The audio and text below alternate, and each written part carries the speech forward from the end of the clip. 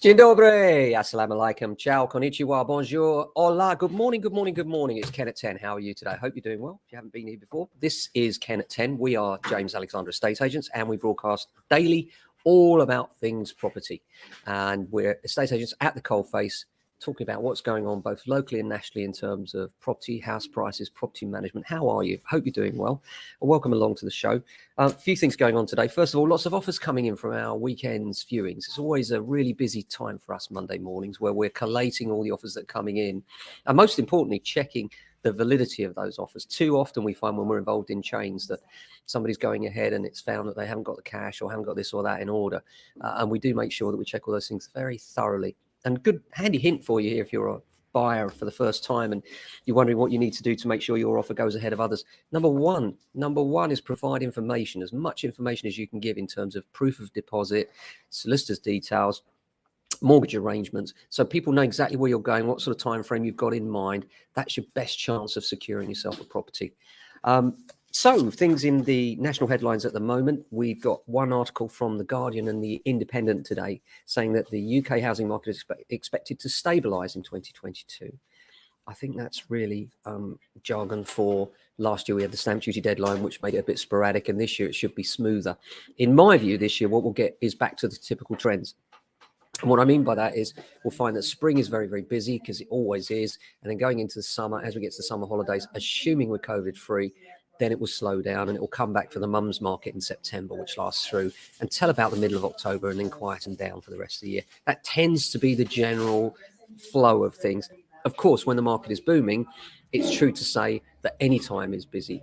And we have been in the middle of a boom. But I expect that will smooth out slightly now and it'll be slightly quieter. But confidence is there. So people are still buying and selling regardless of the time of year. But the article goes on to say the year ahead could bring more stability to the housing market after a bumpy year in 2021 saw frenzied home buyer activity and prices surging to record highs. Trade Association UK Finance estimates £316 billion worth of home loans were given in 2021, driven by strong home buyer activity. It marked the highest total since gross lending reached £357 billion in 2007. That was obviously just before the financial crisis. Looking ahead, James Tatch, Principal Data and Research at UK Finance, commented, "We're seeing a return to a stable path for new lending for 2022 onwards." He said a little bit more remortgaging activity is expected to take place in 2022, and this could accelerate further in 2023 in 2 years' time. And that's because a rise in the 5-year fixed rate deals is expected to end. And obviously those people will need to refinance. Michael Gove's been talking about cladding, as you may have seen. And there's an article in the Financial Times and The Guardian about this. It was in the Times yesterday as well, I was reading.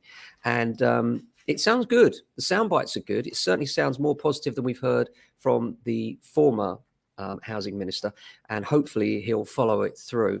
And it says, this particular article says he must spend billions more to end the fire safety crisis for homes across England.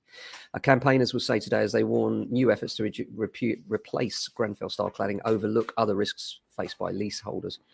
They'll envelop £4 billion package at the moment that is already there to escape costs involved in replacing combustible cladding. But of course, the actual bill for many leaseholders in buildings with fire safety problems, such as wooden balconies, still face huge bills. They really do.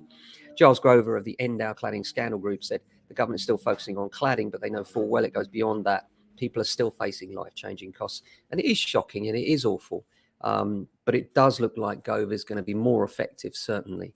So it'd be interesting to see. He does say that from now on, there are funds available for those buildings under and over 11 metres up to 18 metres, and from 4 metres to 11 metres as well, apparently. And a tax one from the Daily Telegraph. Landlords' profits are threatened by a tax crackdown. While Zoopla data shows landlords outside London shore rents climb 6%, the fastest rate in 14 years, impending tax and regulatory changes could dampen landlords' yields. The Telegraph says Chancellor Rishi Sunak wants to increase the 3 percentage point stamp duty surcharge to 4% for additional properties. This is interesting. Apparently it was on his desk and was taken away again.